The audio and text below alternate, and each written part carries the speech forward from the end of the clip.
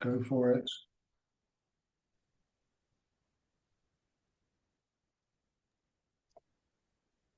Shabbat Shalom, good Shabbat, everybody. Welcome to this week's Kabbalat Shabbat on Zoom.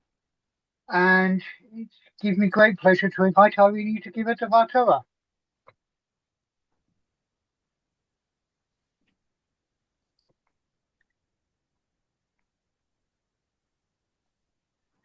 Thank you, Over to Stuart. Irene.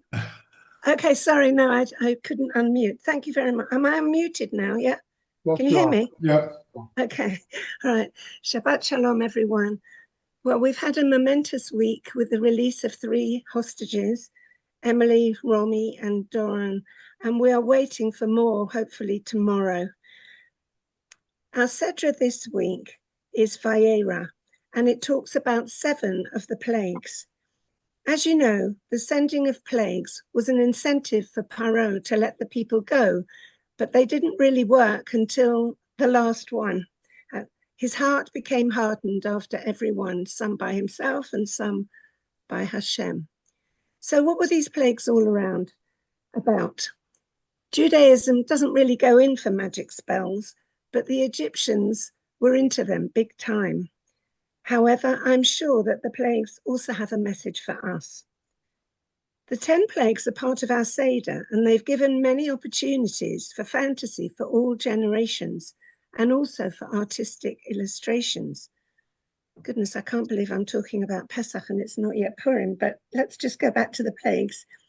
The abbreviation, which we see in our Haggadah for the plagues, so the 3 lots, Tetzach, Adash, Achav, was devised by Rabbi Judah ben Amai in the 4th century.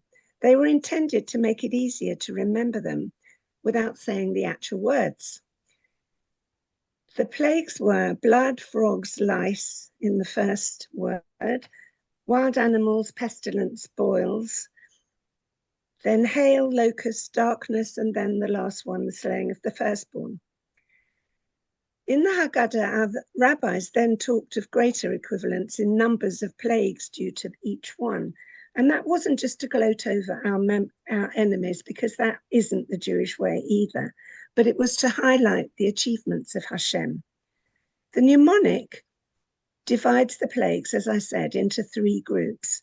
One explanation is that they came in direct response to Paro when he said to Moshe in Shemot 5, "Who is this God that I should listen to him to send out Israel? I do not know God." Before the first plague, God told Moshe to tell Paro, "Through this you will know that I am God." At the end of the lice plague, the magicians tried to replicate it and could not, and they declared that it was the finger of God that caused it. The first 3 plagues were brought to rectify Paro's ignorance of God by launching an assault against the idols of Egypt, as you see with the river Nile turning to blood. When Hashem sent the second lot, beginning with wild animals, he said to them, "On this day I shall set apart the land of Goshen, where my people are living, in order that you will know that I am God in the middle of the land." Rashi explains that Hashem was teaching Paro that not only did God exist in heaven, but his decrees directly influenced the physical world and all the world. The purpose of the 3rd set of plagues was so that you will know that there is none like me, said Hashem in Shemot 9, verse 14. Hail was the first of this group, and the Torah describes it as having fire within it. Hashem is demonstrating here that he has the power over all the physical laws of the universe. If he decrees it, then it can happen. Nature can be suspended so that fire and water could coexist. Then, of course, there's the final stage in the death of the firstborn, which demonstrates that Hashem controls life itself. Hashem decides who lives and dies. These 4 stages are like the levels of faith that we all experience. Some people don't believe in God at all. Some believe in a higher spirit, but don't believe it can interact with the world.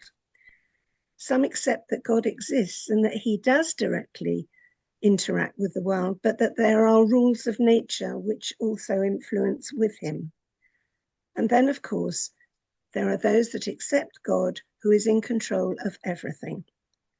Faith isn't something that we're born with, possess, or lack, but it's something which must be developed and nurtured within us all.